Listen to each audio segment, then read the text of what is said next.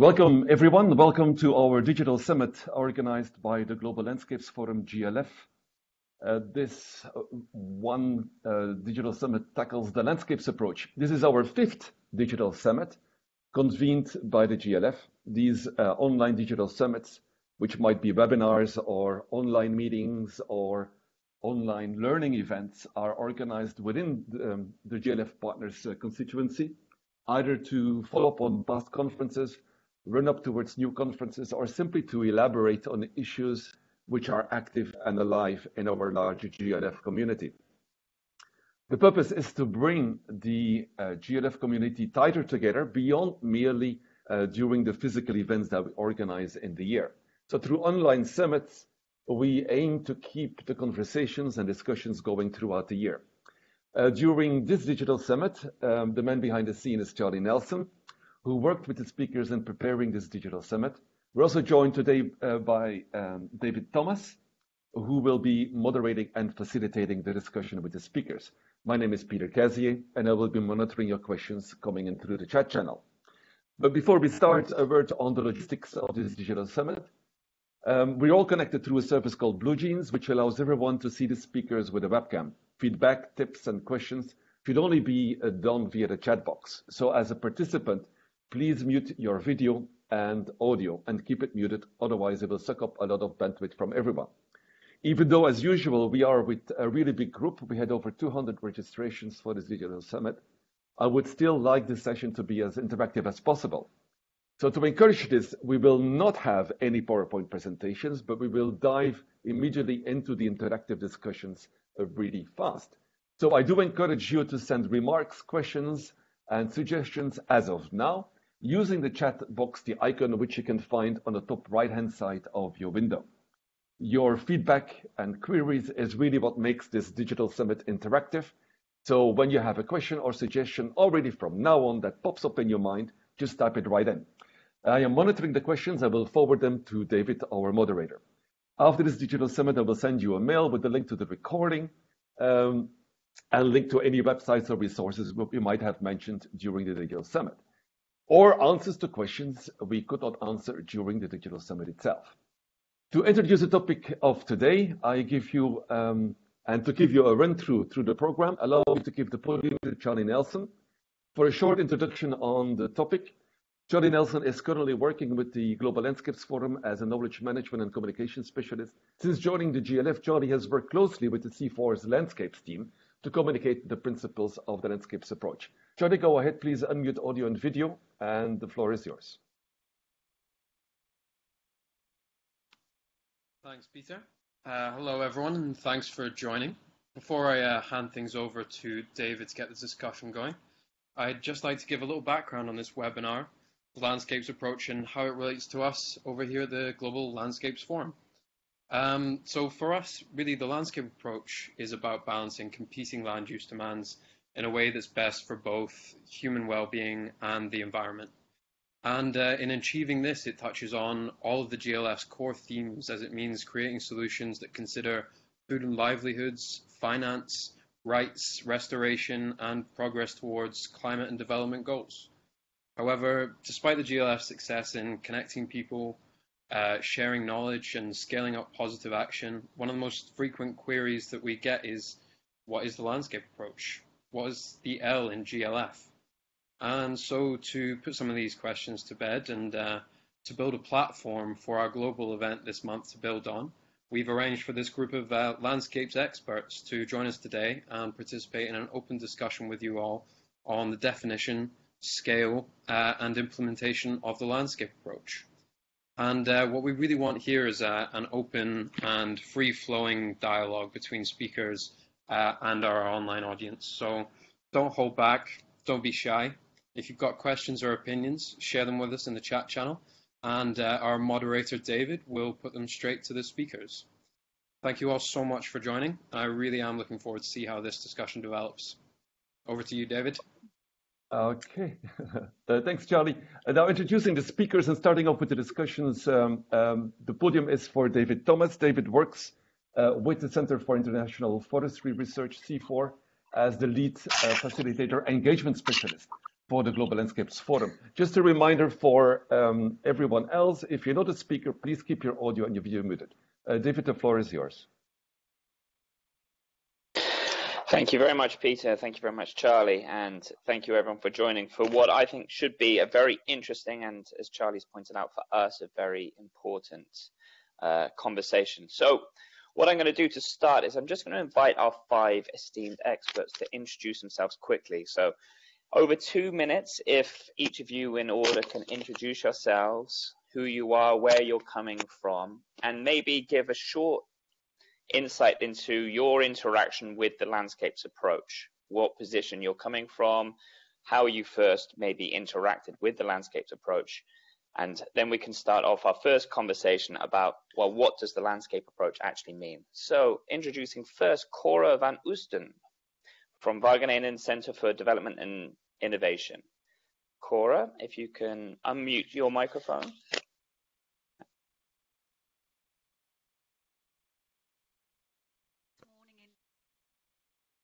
Go ahead, Cora. Yes, I'm going ahead. Go ahead, it's yours.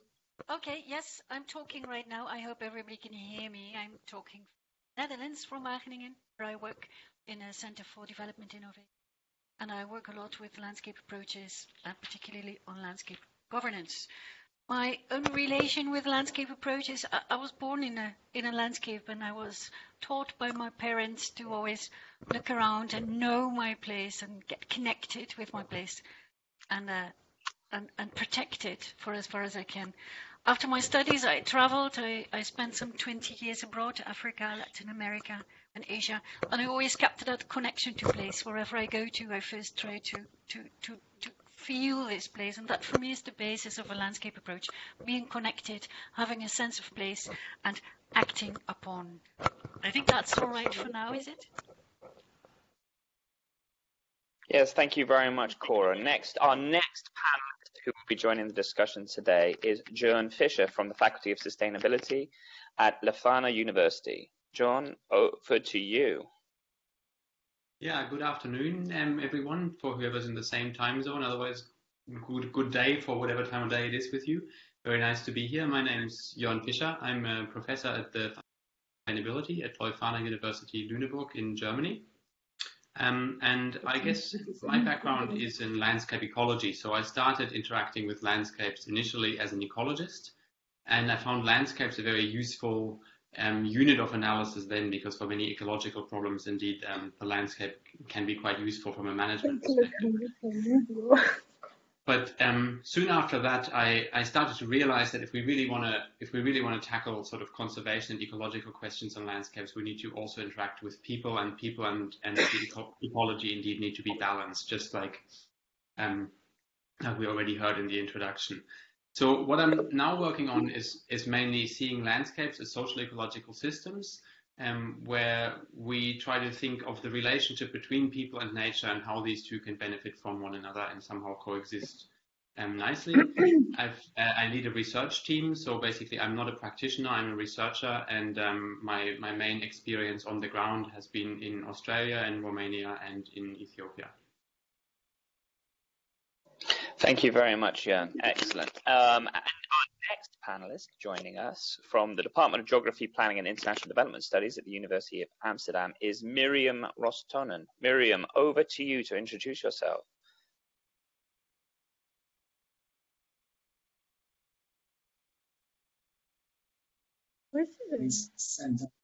Myriam, your audio is muted.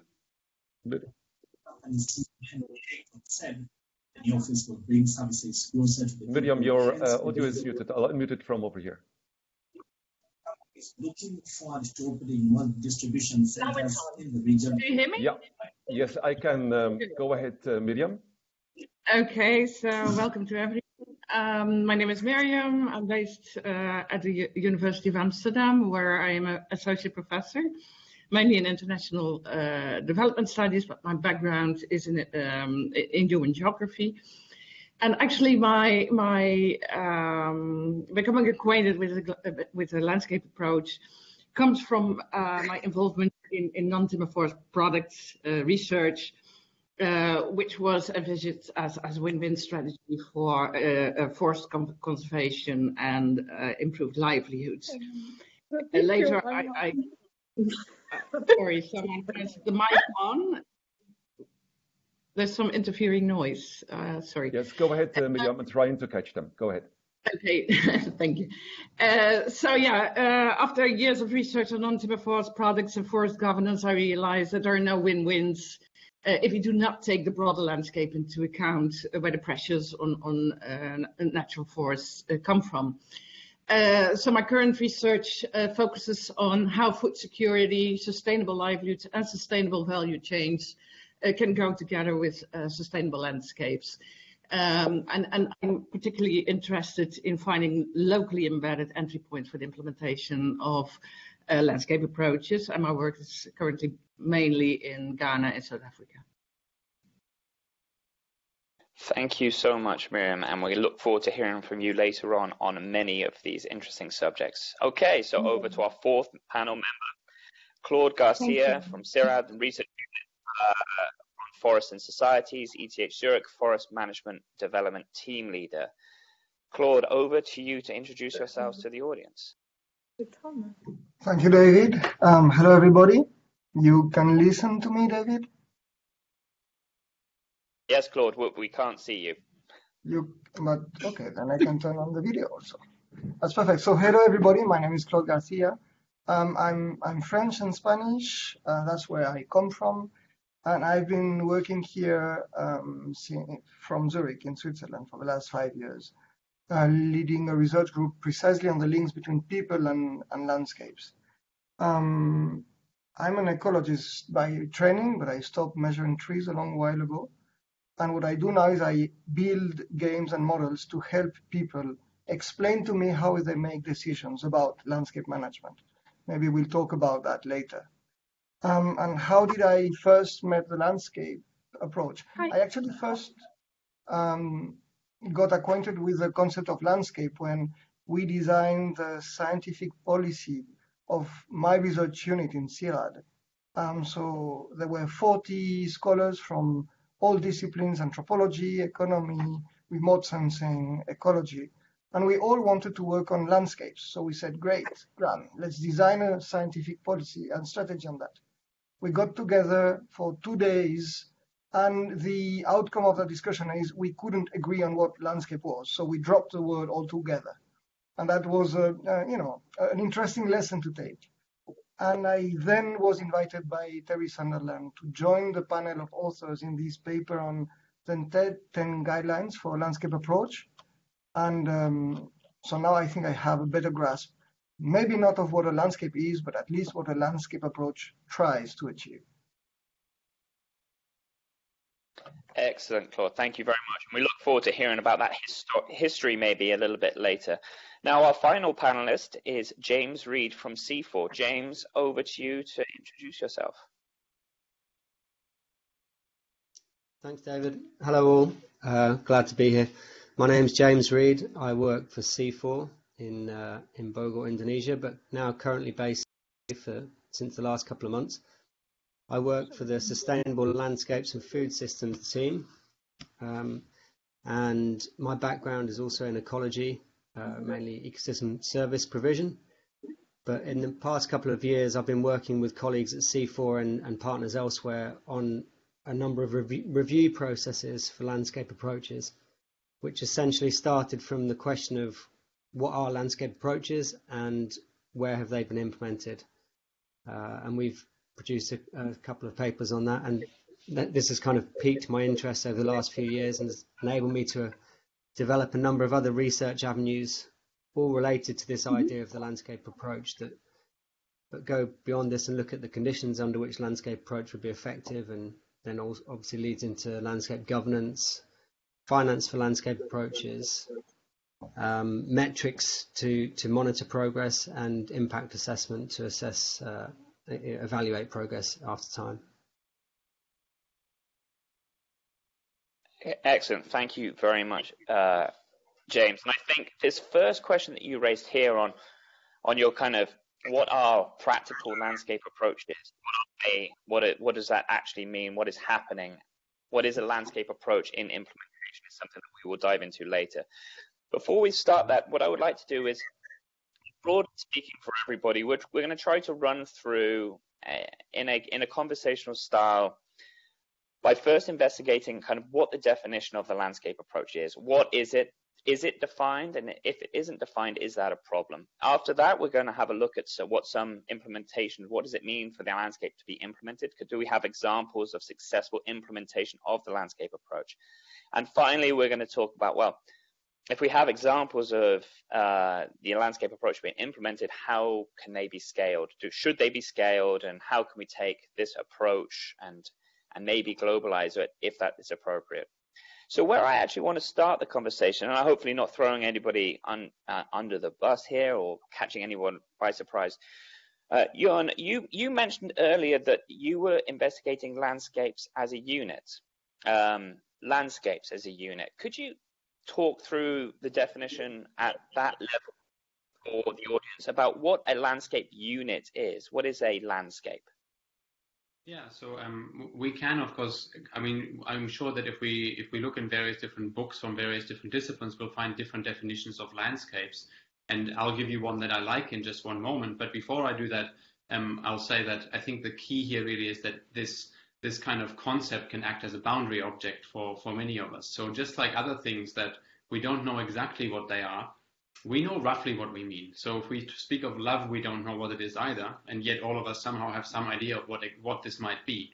And I think it's very similar with landscapes. We don't know exactly what we mean, but we mean something similar enough that we can talk, hopefully. So one definition that I like from my kind of previous life as a straight ecologist comes from Richard Foreman, who is one of the most famous landscape ecologists in the world, and he defined landscapes essentially as mosaics of patches of different land cover types.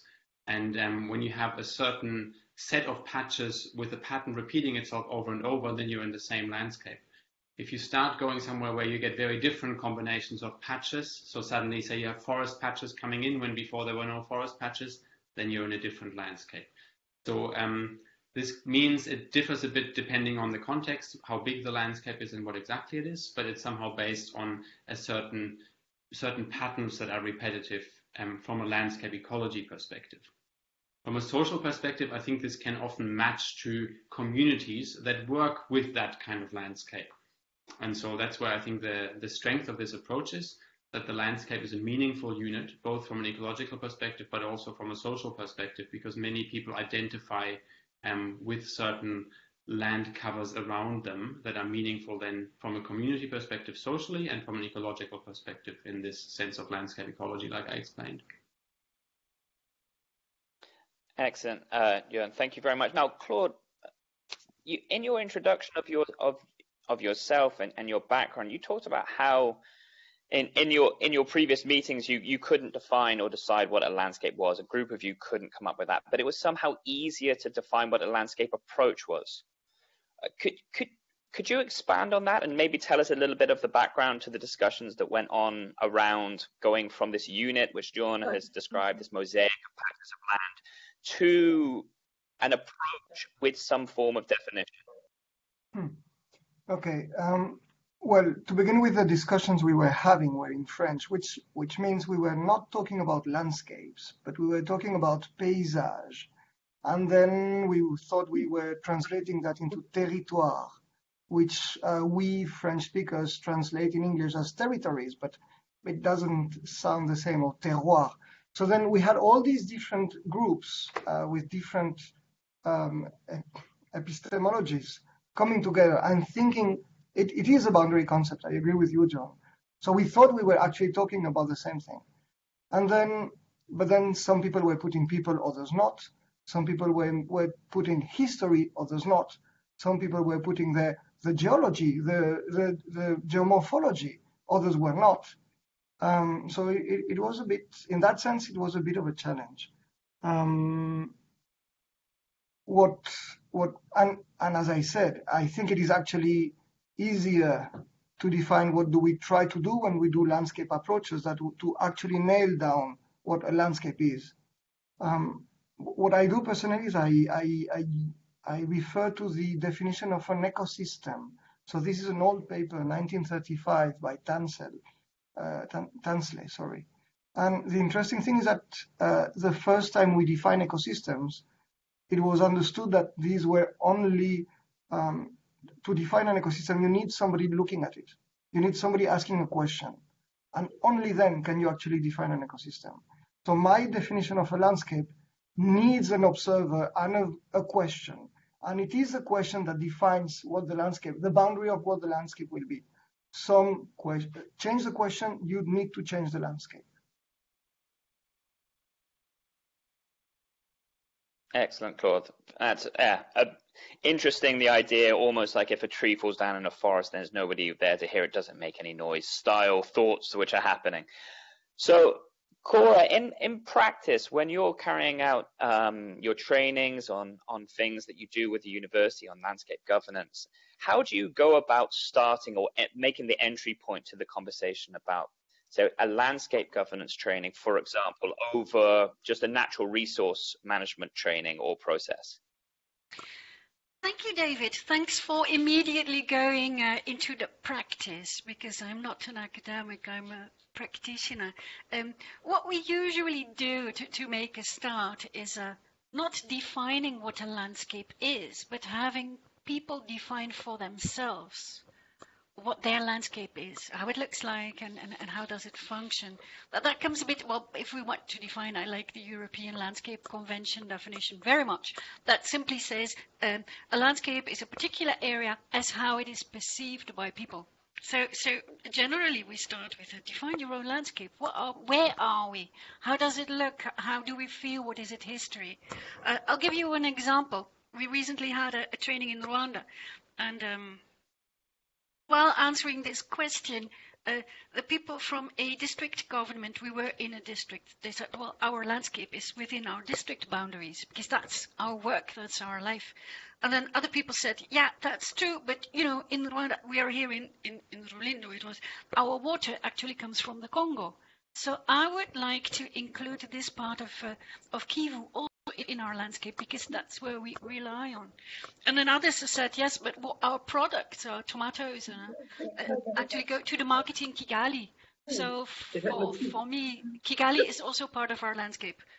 And then some people said, yes, but our ancient kings, they actually come from Uganda. So maybe culturally, we should also include that particular part of Uganda in the landscape. And that's how we've been playing with defining our landscape. And all these differences, I see that actually as a nice starting point to open the dialogue. What is a landscape? What does it mean for you? What do you connect with? And how can we create sort of a common ground? Probably different boundaries. That's fine, fair enough. We have different functions in the landscape.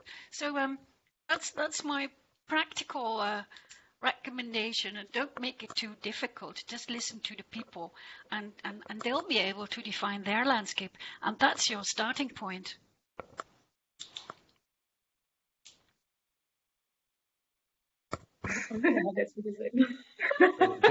David, you're muted. Let me just interfere. Sorry. There is one person who has their microphone unmuted and who's interfering. If you can make sure, if you're not a speaker, to please keep your microphones muted. Thank you. Go ahead, David. Myriam, over to you now. If you can expand a little bit on Cora's ideas that the landscape is defined, is most useful if it's defined by people themselves. What entry points do you use to do that, to make that definition, to start the process of even having people defining their own landscapes? What is the most appropriate entry point for that? Well, first to follow up on Cora, for me, a landscape approach is a form of negotiated governance. So I'm a social scientist, so I don't start like Jordan and Claude. I don't start from an ecosystem or a vegetation type or patches of vegetation. I start from what, indeed in line with Cora, with how people perceive the landscape and how they want to deal with it. And for me, that would be a negotiation process between stakeholders that experience a common problem or who share a common concern. So in that sense, a landscape can be as varied as, for instance, a sourcing area of cocoa that's under pressure from or the expansion of which puts food production or nature conservation under pressure. Or it can be a forested area where forests are subject to deforestation, forest degradation due to competing other land uses. So for me, it's essentially a geographical space of largely often competing land uses and where environment and development may be conflicting.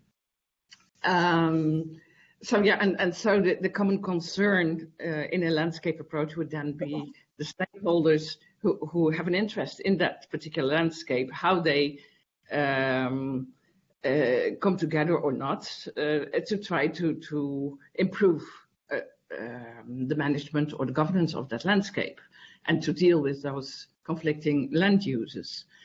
Now, in a landscape approach that suggests that all is, as I heard Cora once say, everything is nice and cozy, but it may also involve conflicts and collective action against a dominant actor. So it's not necessarily, if we talk about the landscape approach, I think we are talking about constructive ways to bring different stakeholders together and negotiate about those trade-offs between different land uses. Now, the entry points that follows logically from that definition, that could be a locally embedded value chain if we talk about the cocoa landscape or oil palm landscape, or if we talk about the conflicts between small-scale mining and agriculture. It can be the area where small-scale mining and agriculture are both occurring. So, any geographical space where stakeholders perceive there's a conflict between different land uses, I think that's my definition of a landscape. Thank you, Mariam. Claude, you had something you wanted to add to that? It's two precisions on what Myriam just said.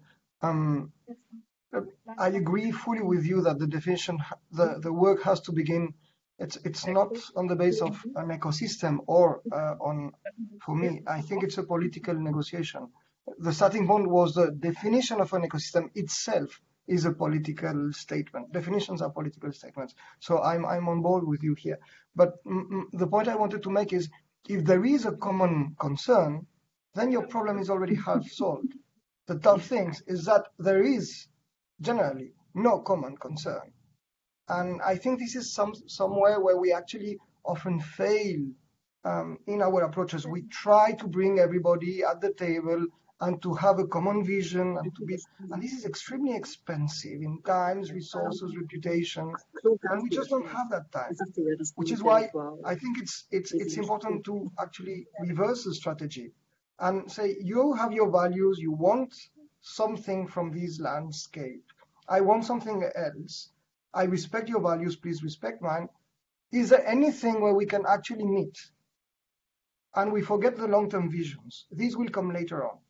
Let's start on the things we can actually agree on. And then that's how we build the common concern.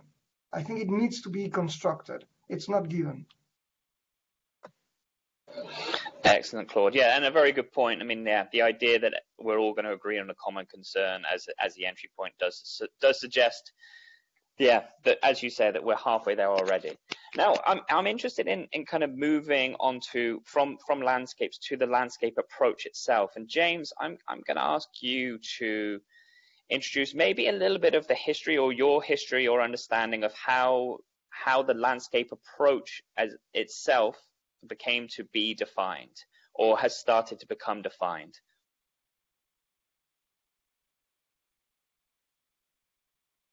Thanks, David. Yeah, it was interesting following the conversation there, and it's also interesting to me that a lot of the time the semantic debate does tend to be on the focus tends to be on the landscape. And at C4, certainly within our team, we tend to refer to it as an integrated landscape approach. And actually the concern for us is much less the landscape and far more the approach and the integration. So I think I would tend to agree with Johan, who said that, you know, we don't particularly need to define what the landscape is. There's been a lot of literature already published on it. You mentioned Richard Foreman, Mark Antrop as well, and then Barbara and Gunter Tress all talked about defining landscapes, and that, you know, a lot of it makes sense, but I think you're never going to get a universal agreement on what a landscape is, and that landscape, the scale and the function of it, is going to have to change dependent on what the investigation is. But if we then go to the integration point, that for me is far more difficult to try to describe or define, because I think most people generally, when they think of an integrated landscape approach, they think of integrating conservation development or society and environment, and that's kind of the broad scale integrated focus. But when you think of integration, you can also think of integrating natural and social sciences and the methods that they use. That can be qualitative and quantitative research. You can integrate land use sectors, whether that's water, forest, agriculture, industry. You can integrate government departments or political domains, integrate policy, research, practice. And these, for me, are the bigger challenges when you're trying to implement a landscape approach. So how do you get that integration between sectors or disciplines that don't really have a tradition or really much incentive to work together? So I guess that's kind of more what we've been looking at recently, although having said all that, this question of what is the landscape approach never goes away. So hence this is a great opportunity today to try and build an idea, and I really like Charlie's enthusiasm that we would put it to bed today, but I think this is actually just a good starting point, and hopefully we can build on that and develop something from today. Excellent. Thank you, James. So, Johan,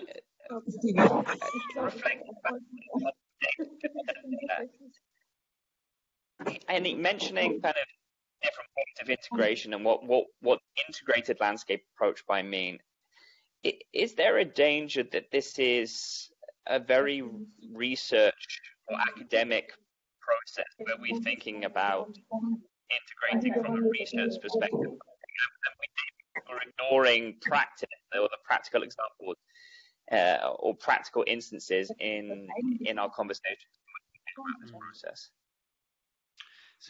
So I guess I'll pick up your question in a very slightly different way from what you actually asked, which is super annoying if people do that, but I'm going to do it to you a little bit, and pick up on that question of these dangers, but also with reference to a couple of statements that I've heard so far already. So Charlie mentioned earlier, right at the beginning, that it's all about sort of balancing competing demands, and I think we heard something similar again from Myriam in terms of negotiating trade-offs and conflicts.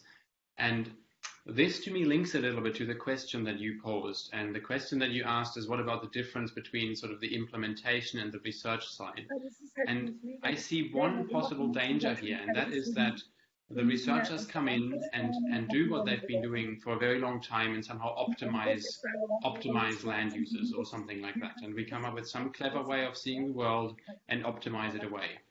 And maybe we can solve these competing demands by just allocating one person here and allocating another person there, and then it's all resolved. I'm not saying, Myriam, this is what you're doing or saying we should be doing, but I'm just saying that this framing around trade-offs and conflicts, the knee-jerk reaction, especially from the modeling community, is often to then kind of, well, let's solve it, let's optimize it, let's fix it. And these are complex systems. These are complex systems, meaning they're not there to be fixed. They're there to be navigated. And I think this is something that that I find is where research and practice needs to come together in kind of quite novel ways, probably. It's not about research providing the answer, but it's about research insights somehow helping in this ongoing, never-ending process of navigating towards some sort of social and environmental good that is desired in different ways by different actors, because these are people won't have the same vision as we've heard. So you can't actually solve the problem. You can only navigate it. And so I think this is where research and practice need to somehow come together, with research assisting this navigation process rather than kind of coming with this sort of academic arrogance that there is a solution to be provided. Yeah, fascinating. And but then, I mean, my follow-up maybe, and maybe interesting, Cora, for you to jump in on the follow-up as being somebody who tries to navigate rather than solve in taking a landscape approach to practice. Isn't there something that's kind of fundamentally difficult for the wider public, or when you're going into providing for example, maybe a in practice process? If you go in with the mentality of, well, we're not going to solve anything here. This is not about solutions or optimization. This is about navigation. How do you then go through a process of getting people to buy in at all to that process? Yeah, I love your question. I love this whole conversation, boundary, objects, navigating complexities. That's wonderful, but nobody in the world understands except for a few academics. So again, we'd like to take it more from a practitioner's angle. If we work in a specific landscape, we first and foremost try to build or develop the capacities of the actors within. So the farmers, the women's organizations, the youth, the business people, the government people, and we actually help them how to navigate without using this difficult word. And we've got 5 points in how we do that to make it simple. I love simplicity. The first one is we help people to understand their own landscape, to understand the dynamics, to understand the culture, the history, the ecology, because protecting or working from a landscape perspective starts with knowing your place. So from that deep knowledge of place, we move to the identification of stakeholders within. Do you know all the stakeholders who are actually shaping your landscape? Have you thought of maybe hidden stakeholders, of people whom you don't personally know, but they do play a role? And do you actually understand all these stakeholder processes and the negotiation that's going on? And how good are you in putting your nose into these negotiations and having your voice heard? There the power comes in. The third topic or area we build capacities is that on institutions. Are people in a landscape really aware of the institutions that shape their landscape? Not only the endogenous institutions like the traditions and the customs and the behaviors, but also the policies and the international agreements. Do they know them? Do they know where they do conflict? And do they know how to align them to make their place a better place and use the current and probably novel institutions to that end? Then fourth, we help people to better understand the market and to better position their own landscape in the market. What are the products? What are the services that you produce? Can you render these? Can you combine these in a business model that really puts your landscape on the map? Or are you able to negotiate with businesses to improve their business models, to make them more landscape friendly and suit the place and suit its people? And then fifth, and that's the management one, the ability of people to choose the right management options. That's where usually people start. When we talk about integrated landscape management, we start with, okay, what management options are there and how do we implement them? We don't do that. We start with knowing your place, knowing the actors within, making use of the institutions, using the market, and then decide for your management models and implement them in a very adaptive manner. That's what works. So I see that works a lot at the local, at the landscape level. Thank you, Cora. Jon, I'm not sure if you had a quick response there. Raise your hands quickly before we go to you, Claude, just for a follow-up.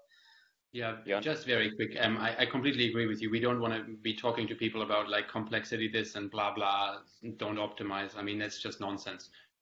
So I mean, I think conceptually it's not nonsense at all, but it's super critically important. But it's not how you engage with local people, that's for sure.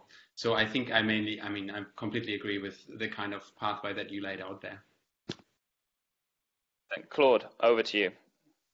Yes, what I wanted to add to the list of needed things that we have to look for that Cora was putting, knowing the landscape, knowing the stakeholders. I think it's very important. There are two things. So knowing what you know and becoming aware of the things you don't know, or worse, that you actually think you know. So exercising critical thinking, it is an essential quality if you are to be successful at landscape management. And this is very difficult, and most people don't like becoming aware of there are things that maybe we're wrong about it. Excellent. Thank you, Claude. And Myriam, over to you. You have an intervention. Yeah, what I also would like to add, and that comes back to my competing land users, that stakeholders also need to know what is the problem. I'm not too sure whether stakeholders are willing to engage in landscape governance in the long term if they do not really feel an urgency. So at least there should be some urgency. A threatened ecosystem, a threatened or declining supplies of commodities, degrading soils, or whatever. But there should be a direct sense of urgency. Otherwise, I don't think you can get people around the table to govern a landscape. And for me, it's not like, okay, we sit together and we solve something, but the problem needs to be somehow acute, and it's time and context specific. I don't see a landscape approach as something with stable institutions, or what is the big issue in a landscape now can be a totally different one in the same place 5 years from now. And I've seen that happening in the Amazon region where I did my PhD research, and where the big issue when I did my research was the spontaneous colonists. The problem I saw already, the problem shifting towards illegal mining.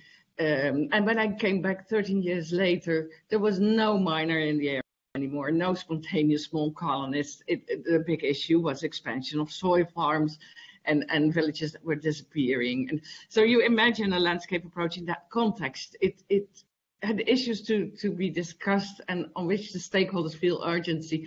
They are changing through time with the dynamics that are inherent in landscapes.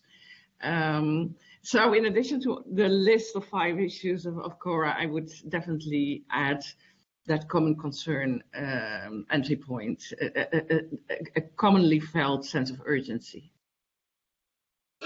Yeah, fascinating. And I think that's very interesting. The landscape approach in an ever-changing landscape. It's not something that's going to be fixed in any way. And actually, I'm going to bring in a question that we have from the audience, from a discussion box here, and I'm going to throw it over to James a little bit. And it's kind of building on this conversation that we're having, that if there is a sense of urgency or a problem to be solved, but the question is actually more specific, and it's is it important for the landscape approach to be an approach to something? So what is it a landscape approach to what? Is it a landscape approach to sustainable development? Is it to natural resource management? Is it to land governance? Or is it to a problem that is defined by the actors within it? James, over to you. Yeah, I mean, I think when I think of a landscape approach, I think of a landscape approach to land management. But I guess if you think of the landscape approach philosophy, it would be defined by the stakeholders within the landscape to determine what the landscape approach is for. But equally, you could argue if there is no issue and there is no conflict, there is no need for a landscape approach. So, yeah, but typically I'd say we're talking about land management, terrestrial land management. Excellent, James. And now, just as we kind of carry on our definition of the landscape approach, I think I'd be remiss to not bring up or at least ask you about the 10 principles or the 10 commandments, and what efforts or how those 10 principles go some way or not to helping us create some structure or definition around some of these very complicated and complex things that we're talking about. I wonder if you can expand a little bit on how the 10 principles may have come about, but also how effective they are in providing a framework for all of these different things that we're talking about to be structured. Yeah, I think one of the big problems with the 10 principles that I come across quite regularly is they often are misinterpreted. So my understanding of the publication was, the 10 principles should be perceived as a kind of buffet or a smorgasbord of principles that the stakeholders within the landscape can select from as appropriate to issues within their landscape. And the way I hear it more commonly interpreted is you apply these 10 principles in your landscape and your problems will be solved. So I think that would be my main point with the 10 principles. And I think also there is room still to work beyond the 10 principles. We shouldn't, that's another thing that comes across in the publication, is that it shouldn't be this prescriptive approach. But of course, there is a tendency for well, not just scientists, but people to want this kind of order and this, this standardized approach. But I think the 10 principles paper itself says that this isn't a prescriptive approach. It needs to be more open and flexible, and like Myriam was mentioning earlier, a kind of negotiated space. And I think even the authors of the 10 principles would now say that things have developed in recent years that would make that paper look quite different to what it was in 2013 when it was written. I think certainly some issues of trust within the landscape, power imbalances, and governance generally is kind of lacking a little bit in that paper. Not to say that it's not a great paper, and I really appreciated reading it, but I think this is a process, and it's an evolving process, and to a certain extent we're all still learning how and when and why you should implement a landscape approach. Excellent, James. And actually, I'm gonna throw something that you brought up here and incorporate another question from the audience. Thank you very much, everyone participating, for asking your questions. Over to Cora. Cora, James mentioned at the end there the idea and the issues of the balance of power as being something that may be emphasized or under it within the 10 principles, or within at least the paper that talks about the 10 principles. And one of our participants has asked, in the context of the integrated landscape approach, how do we work with the balance of power? How do you work on within that framework where the balance of power is often messy? Cora, maybe you can expand a little bit of that and carry on the discussion. Yeah, actually, I'd love it. Actually, I happen to be one of the authors of these principles, although I think I was author number 13 or 14 or something. So, but I was there. And I must emphasize, these principles are principles. They're not guidelines, they're not methods, they're principles. And a year after the article was written, the same group of authors came together and took, I don't know how many landscape initiatives and put them against the principles, and they realized that none of these initiatives actually complied with the 10 principles. So they realized that our 10 principles are very nice. They are happy, clappy, beautiful, all rights assured, and everybody agreeing over commonalities and so on. That's absolutely not realistic. And I think if we would have to write these principles again, we would have to link them much more to the realities of concrete landscapes and come up with so many more examples of why certain principles go for one landscape but not with another. We would really have to link them to governance. We would have to link them to political structures, administrative structures. The article doesn't talk about policy incoherence, while most landscapes are actually facing the problem of incoherence. I mean, the forestry policy says plant trees, the agricultural policy says plant cassava, and the economic affairs ministry says no, plant palm oil. What do you do? So all these incompatibilities and conflicts are not particularly named in the principles. So yeah, they may need to be rewritten or interpreted in a much more flexible way. Power relations, I think, is crucial. It's crucial not just related to landscapes, but related to life. And that's where, again, I come in with development of capacities.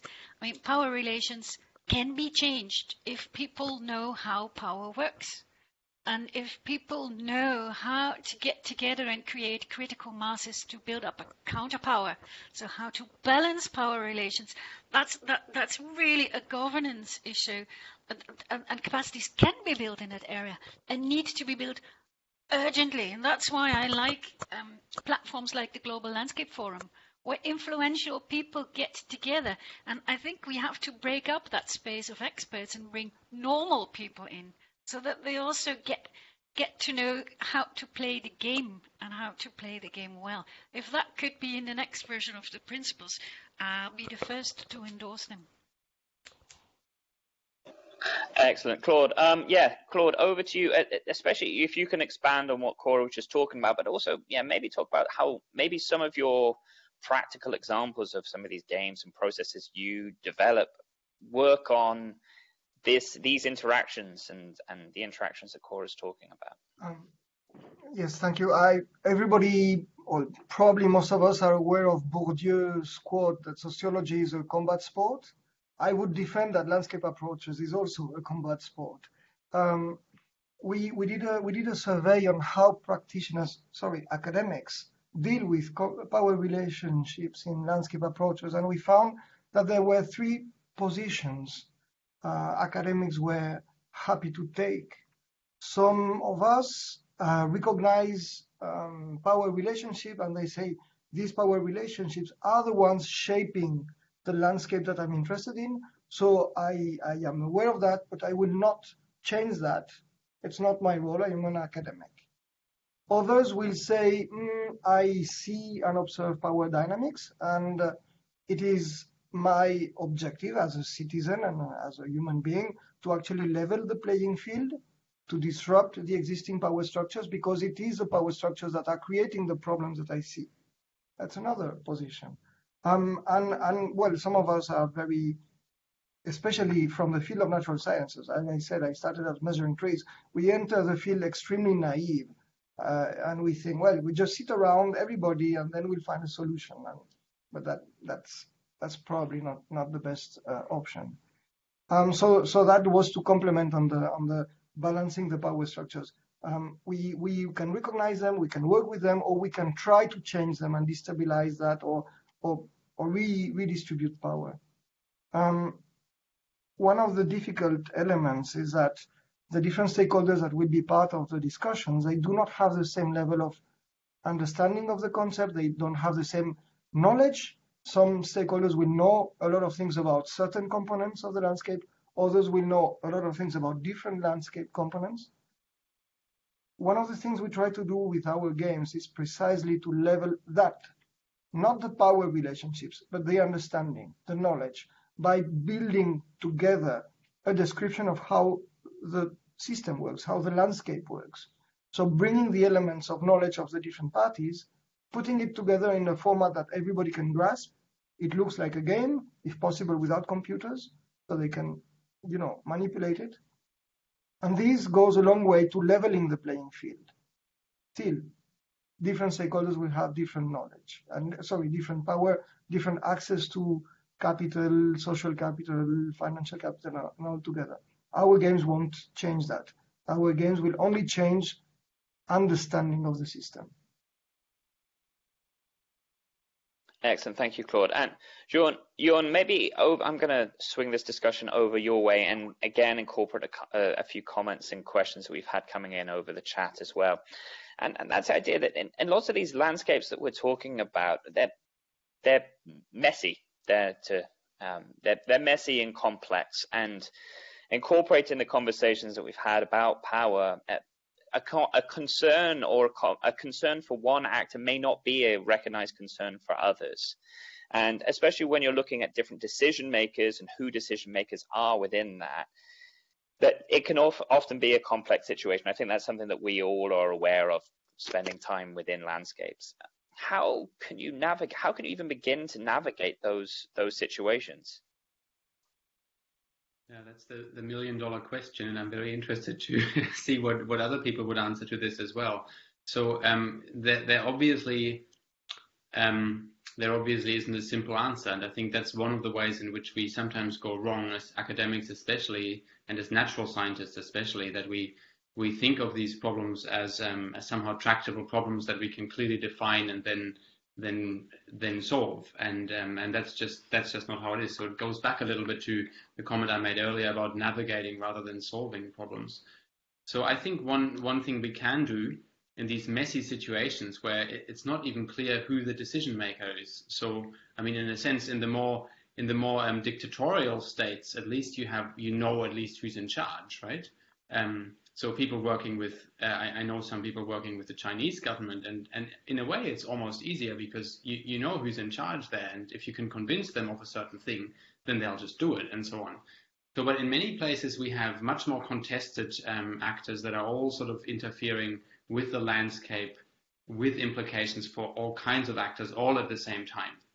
And there I think our best option really is to provide fora for exchange and for discussing and for learning together and for seeing not just the trade-offs and the conflicts, but also sort of exploring options for synergies and how things can come together.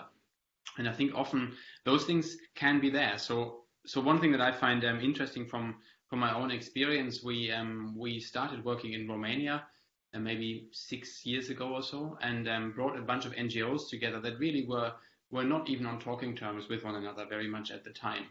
And by now, and not just because of what we did, but just in general, because a few years have passed and there have been multiple fora where these people have been communicating, by now people are actually working towards common goals together. And so I think it's creating these fora for exchange and for learning from one another and for starting to understand each other's perspectives and reasons for those perspectives, and that you can then open doors for understanding how perhaps these objectives can also come together rather than always just be at odds with one another. So a lot is about communication and exchange, basically. Sure. Yeah, absolutely. And creating those spaces or fora, as you say, for that to happen effectively. Myriam, you have a point to add on here. Over to you. Maybe a couple of points as regards to how can we get stakeholders talking to each other, and a couple of experiences which are not actually applied in a landscape approach at the moment, but which can be very useful in a landscape approach. For instance, participatory mapping involving different stakeholders. Only the mapping process itself already and deciding what is to be put on the map, that already is a kind of discussion that makes clear where the different stakes are, the different interests are, and where the power imbalances are. And it can be compared with what, I don't remember exactly who mentioned the landscape. Oh yeah, Joran, who called the landscape approach a boundary object. And maps are also boundary objects in that sense, which can facilitate negotiations and getting to know each other's concerns. We have also an experience in Ghana and South Africa, and particularly in Ghana, it's working very well with learning platforms. Again, not within the context of a landscape approach, but although we discussed landscapes last year, which also bring together different stakeholders, and particularly from a bottom-up perspective. We started organizing those learning platforms as among others, as a way to bring back the results of our research at the national level, and then realized that the people who were present there were not the people that the farmers were interacting with, and we were doing research among cocoa farmers and oil palm farmers. So we brought it back to the district level, which is the level which is meaningful for the farmers and where the farmers are interacting. And I think that the lessons learned in these learning approaches can very well be applied in landscape approaches as arenas, platforms that bring different stakeholders together. And the third thing that I would wanted to bring to the fore is that there is a key role for what I call bridging organizations. You often see that if someone has a stake or an interest or has a particular power position in a particular landscape, the person has or the group has a particular position, and it often helps to have a kind of neutral outsider. And I don't mean someone from Europe or from C4 or whatever, but it can be a local organization, but someone who's not a party in the conflicting land uses and who is able to mobilize funds, to mobilize actors around that common concern entry point. So yeah, these were just a few thoughts about how to get to know each other's concerns and interests and as a basis for negotiating solutions. Thank you, Mariam. Okay, so based on that, what we have is a complex picture. And James, I'm going to throw this question over to you. And we're having questions from the audience around this same kind of ideas. So we're having multi-stakeholder processes and learning approaches and fora established for exchange. I feel like there's questions on monitoring progress or monitoring generally of these, and how can we do that effectively? How do you monitor progress of these complicated and ever-changing multi-stakeholder groups? And are there any metrics that you've come across in your research or metrics that can show success? That if we have to go back to, in our world, a donor or a government or somebody and say this is working, there is success here. Are there metrics that you know of which show success in these processes? Yeah, just to touch on Myriam's point as well, I think already there's been a lot of tools developed for implementing these landscape approaches, but from my understanding, a lot of it still is kind of idealistic or hypothetical and hasn't really been put into practice in the field. So something we've been working on at C4 is kind of combining a number of tools. So one would be historical trend analysis, combined with scenario building activities, combined with theory of change development. And yeah, of course, they're all scientific jargony terms, but basically it's about getting the stakeholders involved to discuss what has happened in their landscape, to build a historical picture, what they expect going forward, or what their aspirations are and their needs are going forward, and also develop a theory of change to see how processes that they could put into place to try to get to that point in the future.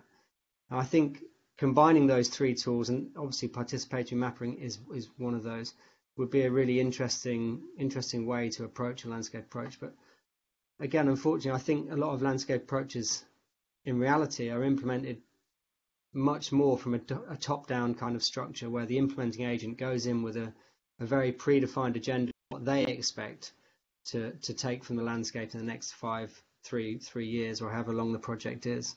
I think it's more rare that we see a landscape approach being implemented in this much more participatory manner, which, according to the philosophy of landscape approach, that's what it should be. But again, it goes back to Johan's point of, how well do we balance kind of idealism with realism?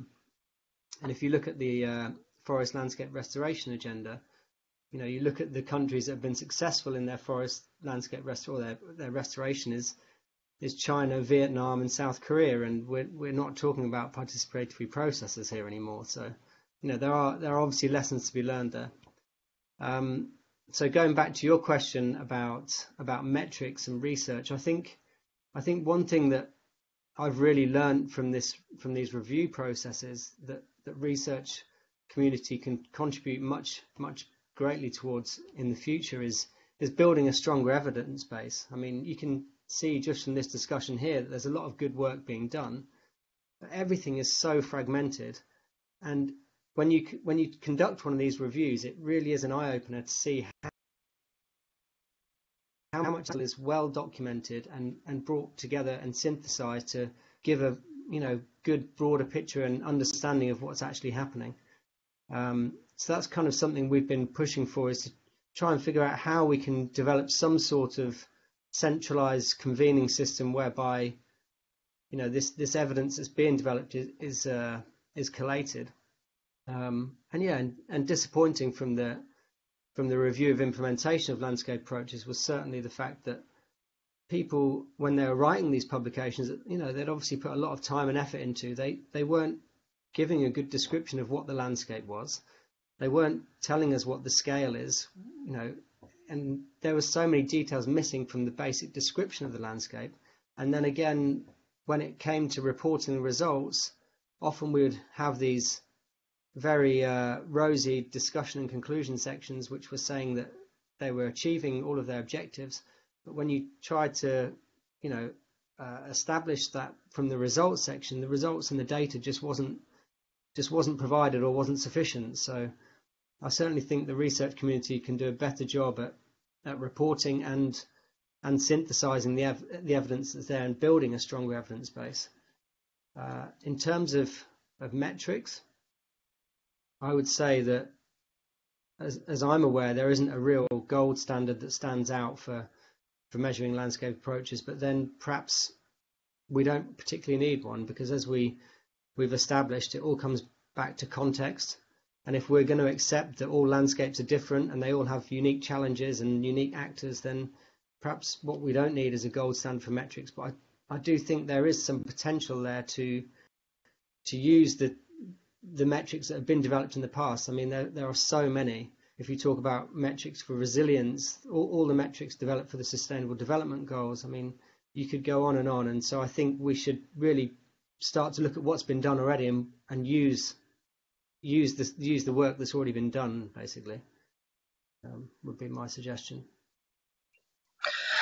Excellent. And I wonder if building on that, there is this kind of connection, John, you mentioned earlier, between the kind of almost not a conflict, but the discussions between doing qualitative and quantitative analysis of these processes. And I wonder to you if there is enough emphasis or quality, or if there's a cost issue with doing more kind of thorough quantitative analysis of these processes of landscape approaches that are going on.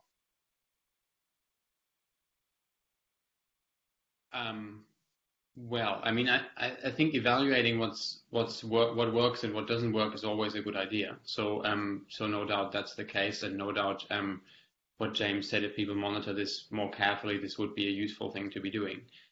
I think the counter argument, the counter argument that therefore qualitative insights are not useful is very much not true, I think. So I think we need to be extremely careful that some of this stuff, I mean, people sometimes say that the moment you pick something as an indicator, it stops being a sort of independent, trustworthy yardstick, basically, for what you're trying to measure. So the moment you have an indicator, you sort of optimize that indicator in your management, and you're no longer actually necessarily doing a good job. So I think we have to be very careful to not sort of go into some sort of silly industry of developing lots of indicators that then don't really tell us anything anymore. So I'm very much in favor of qualitative sort of stories of what works in different places as well. And I really think that given that this landscape approach is a fuzzy thing somehow, I think it's mainly the ethos that is transportable from one place to the other, rather than some specific thing we do. And so I think nothing at all against measuring things in a quantitative way where we can measure them, but let's not stop the world there. We're going to miss out on a lot of really important insights if we go down that route too dramatically, I think. Excellent. So Heisenberg's uncertainty rule of indicators or something, as soon as you're observing it, you're changing it, being an issue with using too many quantitative.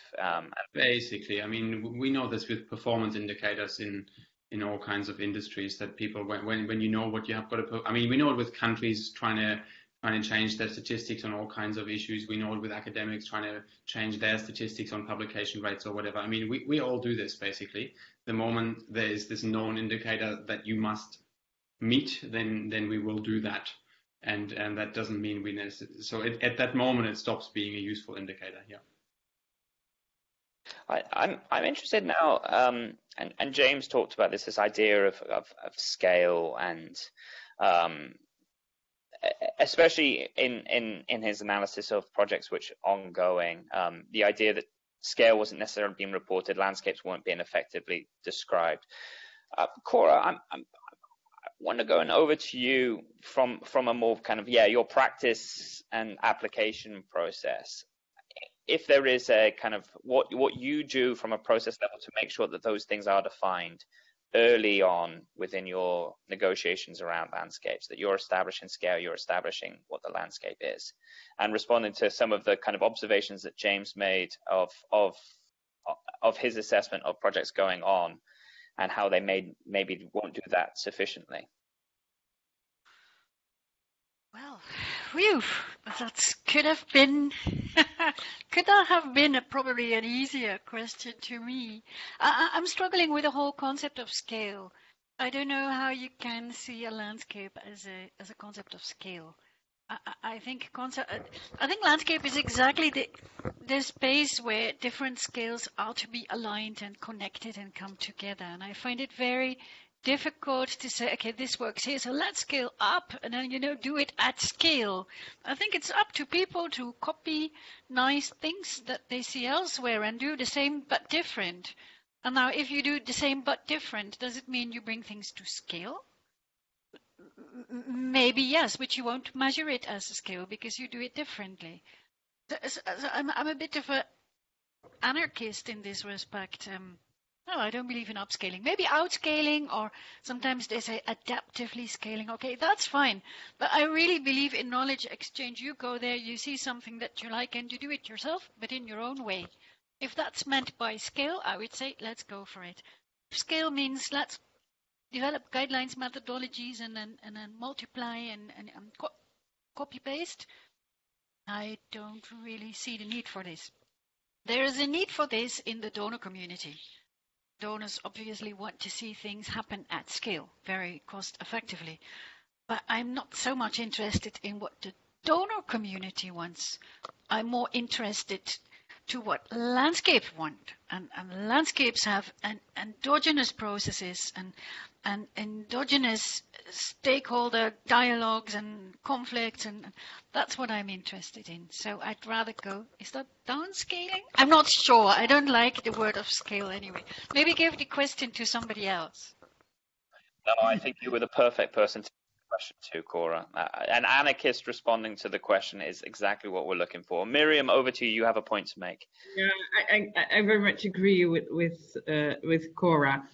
As I said in the beginning, if people do not feel a sense of urgency and kind of identification with the landscape that they're involved in, there's no longer a landscape approach. I mean, you can argue that the entire Earth is a landscape, but that would not be of much interest to a farmer in Ivory Coast or in Ghana. So yeah, I think the scale is not only landscape scale, but also a human scale. Landscapes are linked to people and identities and culture. And as soon as the scale is so high that people don't feel attached to the landscape, I think the landscape approach will end. Cora, just for your quick response then to you, Claude. Yeah, just quickly. Maybe that's where scale needs to be found, by upscaling the notion of looking at place, looking at space, and conforming to what happens in that particular place. That geographical sort of area-based approach, that needs to be upscaled. If we all do that, we respect and we look at landscapes the way they are in all their diversity. What we then scale up, I think that's the ability of looking at place and recognizing its uniqueness. Let's scale up that idea, then we're there. Excellent, Cora. Claude, over to you. Yeah, I wanted just to say I don't think I'm the only one attached to our planet. So it's only, again, as we go back to the earlier discussion in the very beginning, when you are upscaling or downscaling, what you simply are doing, you're changing your question. It's no longer a question about what's going on in that farm. It's a question of what's going on in the region. So it's just a question of changing, and both questions are relevant. John, over to you. Yeah, I just want to throw in another complication that we, I think, so far have missed a little bit in when we talk about landscapes, and we've missed it mainly because it's really messy and complicated. And that is this issue that of, as people call them now, teleconnections or telecoupling of distant locations. So it's all very well for us to sort out our landscapes, but our landscapes are all linked to all kinds of other landscapes these days. And this really, to me, is the question where this is not a problem we can deal with by just speaking to the stakeholders in a particular landscape, but this becomes basically an extremely messy problem for a global community of people, and at that level we just have no idea how we're going to deal with this at this point. So I don't have any solutions for you right now at all, but just to keep in mind with all these discussions of solving problems in landscapes or addressing or navigating or whatever we want to call it, this is wonderful, but we really need to keep in mind that landscapes are all linked to other landscapes these days, and we're not done when we've solved problems in one landscape at all. So this is to me a big sort of frontier that we just don't know how to do yet, basically. Myriam, you have a point to add on. Yeah, related to that, I see a very promising entry point for implementing landscape approaches in where the international value chains are embedded in a production landscape. There if I speak about feeling a sense of urgency, consumers can feel in the north a sense of urgency if there's child labor in the cocoa sector, if tropical rainforests are being threatened due to the expansion of tree crops. So looking for that kind of entry points where global actors and local actors meet and have a joint or a common concern. I think one of the points is where value chains and landscapes come together. Excellent. Yeah, that's a very, very good point. I'm going to tackle two specific questions that we have from participants before giving everybody. I'm aware that we're now an hour and 15 minutes into this debate, and this is, as we established, I think, within the first 5 minutes, this is not something that we are going to be able to put to bed in a 90-minute discussion. But the two specific questions I have, and Cora, I'm going to go to you first. Again, sorry for putting you on the spot a little bit, but we have a very good question here about the interaction between governance of tenure and tenure linkages and the landscape approach, and the spatial elements that we've talked about with the landscapes and the landscape approach before, and obviously lots of very known land governance issues, especially relating to tenure. And how do you go about, in as quick as way possible, how do you go about addressing land governance issues when you're trying to carry out a landscape approach style intervention? I think land governance is crucial, and so is water governance. I think if we look at the landscape, we look at the land is basic, and the water is also basic. So if your land governance is not firmly established, you don't give people the security to take part in any discussion. Because am I going to challenge my landowner? Of course not, because I'll be kicked off my land. So I think land security and access to water has to be, it is a first condition for any landscape approach to work. However, we also, I'm just back from Djibouti. We had there a workshop on climate change, and we addressed this issue of land governance, and we worked with pastoralists, and they said, oh, please, don't come with this land tenure issue. We don't want land. We want mobility. We want free movement. We want to cross the border to Ethiopia if there's water. We want to go to Somaliland if there's water and grass there. So again, yes, land and land security is crucial for those landscapes where it is relevant. There are landscapes where you have to think more creatively and probably are not interested in land tenure, but freedom of movement and mobility. If you include that in the land governance, then I'm all yours. I cannot agree more.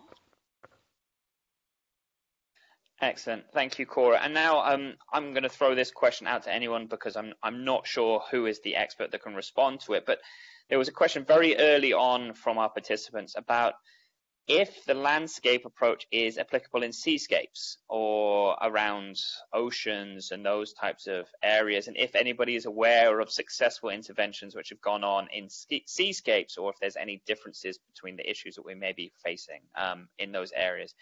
If anybody has had experience in that, then please unmute your microphones now. And Cora, maybe you are nodding away. Cora, have you come across successful approach interventions in seascapes? Yes, I already replied to that question in the chat box. Some few weeks ago we were in the Philippines and the people did not like the word landscape because they lived in seascapes. We said, okay, we'll change the word. And we dropped the L word and we change it into the S word. And that immediately draw the attention of the people back into the topic. And then we said, okay, so if we want to know our seascape, we better take our snorkels and go and see. So we were there with 20-25 people snorkeling and paddling in the water. And that was really an eye-opener because from underwater, you get a different view. So we came out of the water and went to the beach. We had a 1-week training on the beach, and we were really trying to look at the rest of the island, Palawan it was, from a seascape perspective. And that was lovely. What it finally resulted to, we were working with the Forest Foundation of the Philippines and the Palawan Sustainable Development Council. We actually ended up talking with a group of 5 different municipalities sharing the same seascape. And what they really wanted is to establish a marine reserve, but it was highly unclear how such an intermunicipal seascape could be established. And that became then the topic of the workshop that hopefully we can continue, because that I think is very much related to the question. Seascapes, lovely.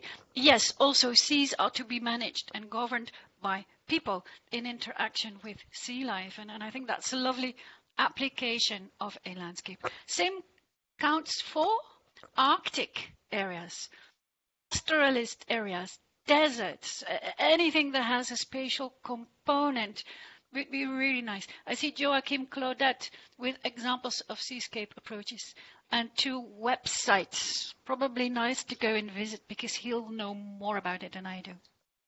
Okay, thank you, Cora. And it sounds like an unbelievable workshop to go to. 5 days on the beach discussing seascapes. That sounds like my kind of workshop. Okay, so very aware of time and thanking everyone. We are going to try and end on time. So what I'm going to ask is each of our 5 very esteemed panelists to give their 1-minute reflections on the conversations and a 30 seconds. Well, where does this conversation go from here? From my perspective, it seems like we've established that definitions are messy, that implementation is messy, and that scaling is messy, but very hopeful in every area as well, that maybe we don't need the strong definitions to be effective in our approaches.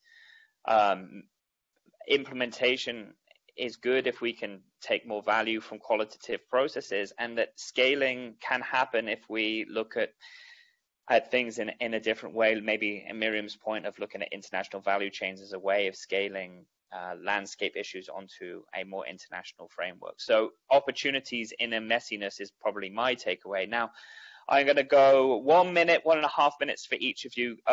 Claude, I'm going to start with you. I actually don't like the word messy. I think that what we hear and what John put very clearly on the table is what is needed is actually a certain level of tolerance to uncertainty, a certain awareness of the unknowns, and we do not need closure. We do not need to agree on everything. There are things on which we must agree, but there are many things where we don't even need to discuss. Yeah, it's okay to be roughly aware that this is what I think it means. And that's enough. We do not need closure and crystal clarity over everything. If we can help managers and stakeholders come to grasp with this idea, this will actually help them negotiate futures for their landscapes. It's this tolerance to uncertainty.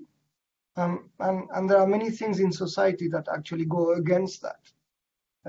There are many processes by which failure or mistakes are punished. And that is actually what is probably making landscape approaches difficult also. Thank you, Claude. Yes, a tolerance to uncertainty is something that we should embrace. Myriam, to you next for your 1 minute wrap up. Next steps. What's the future? Well, in relation to uncertainties, the term muddling through has been used. My point would be that we don't use muddling through in relation to landscape approaches as a state of imperfection, and that we don't know yet how to do a landscape approach. But that's an inherent characteristic of a landscape approach due to the dynamics of landscape change and interactions. And then I want to briefly say that there are also still gaps to be addressed. When we talk about landscape approaches, we're mainly talking up till now mainly about rural landscapes. Now 70% of the global population will live in cities by 2050. And I think that's really a blind spot. How will the growing urban demand for food and water impact on those rural landscapes? And I saw a question coming in, which we have not discussed at all, and that is gender. And maybe the next webinar we should discuss gender in landscapes. Absolutely, and yeah, for a soft plug at the Global Landscapes Forum, there definitely will be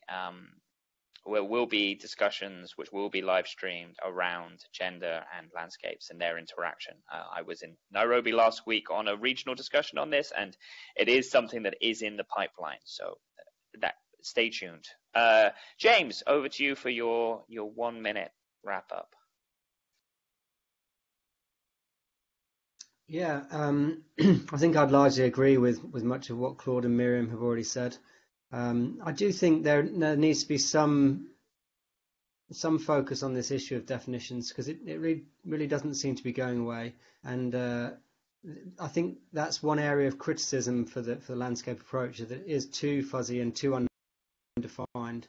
I recently got sent a report on forest landscape restoration, and they had a group of experts in there that basically agreed that a landscape approach could be a potential pathway for forest landscape restoration, but they were very critical